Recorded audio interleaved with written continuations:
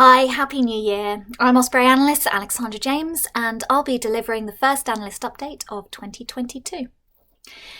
In the last week, 4,625 incidents, which we call pings, have been entered into the Osprey system, and the analyst team has drafted 34 alerts, of which 21 are critical.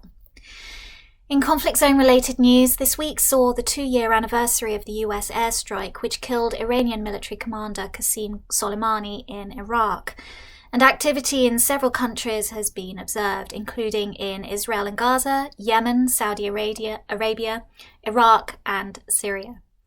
In Iraq, over the 3rd and 4th of January, Baghdad airport was targeted by weaponized drone and rocket attacks, and associated shootdowns were reported. Similar attacks also targeted military bases believed to have been launched by an Iranian-backed militant group. As you can see from this Explore chart, such activity in Iraq so far in January has already reached levels seen in recent months. In Israel, 2 rockets were launched from Gaza on the 1st of January, which impacted just off the Tel Aviv metropolitan area coast in the eastern Mediterranean Sea. The IDF conducted airstrikes against targets associated with Hamas in Gaza, during which Hamas claimed to have conducted manpads attacks targeting IDF helicopters.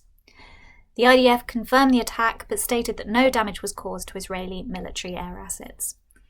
Meanwhile, Houthi attacks deep into the interior of Saudi Arabia have also occurred, with the Saudi-led coalition downing a total of 13 Houthi drones since the 1st of January. We expect more activity in all these areas through the 10th of January, potentially coinciding with the anniversary of Iran's response and the downing of Ukrainian flight PS-752 in Iran. Additionally, tensions in Iraq are heightened in light of the first meeting of the new Iraqi parliament, which is set for the 9th and 10th of January.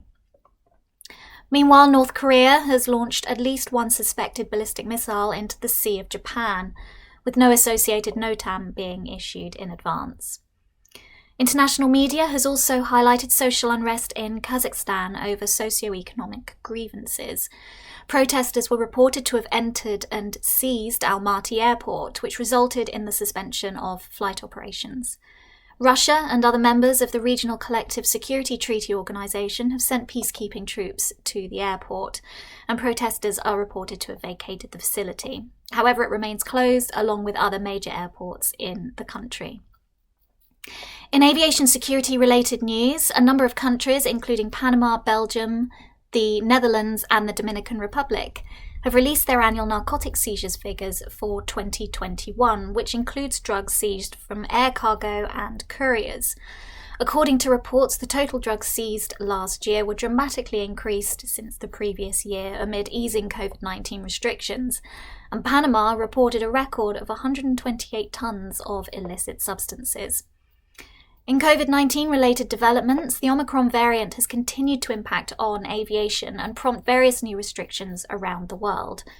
The US in particular saw over 2,500 flight cancellations on the 1st of January due to staffing issues caused by crew quarantining after contracting the virus. Meanwhile, Hong Kong has banned flights arriving from 8 countries, and amid surging cases in Europe, Kuwait has advised its citizens in 6 European countries to return home. Finally, to end on a positive note, according to data that was released by NORAD, that's the North American Aerospace Defense Command, Santa made it safely around the world without being delayed by COVID restrictions or, it would seem, conflict zone activity. That's it from me. Thank you for listening and stay safe.